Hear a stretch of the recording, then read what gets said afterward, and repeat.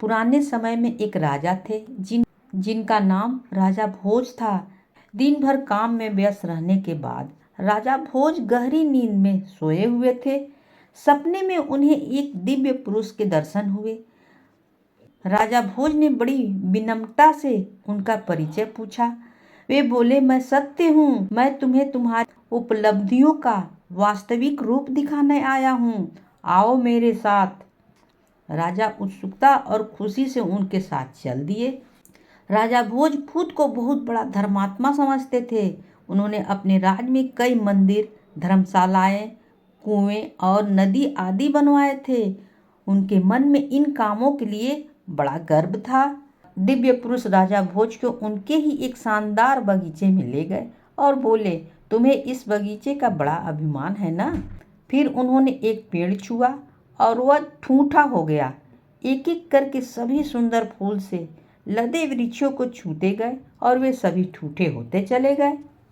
इसके बाद वह उन्हें राजा भोज की एक स्वर्ण जड़ित मंदिर के पास ले गए।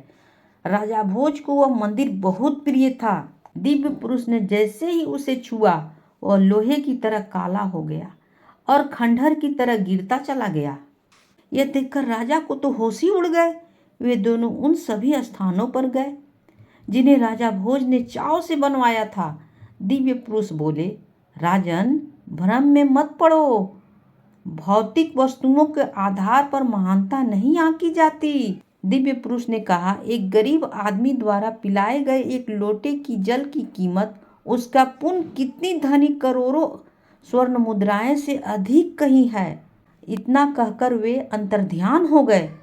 राजा भोज ने सपने पर गंभीरता से विचार किया और फिर ऐसे कामों में लग गए जिन्हें वे करते हुए उन्हें यश पाने का लालच बिल्कुल नहीं रहा।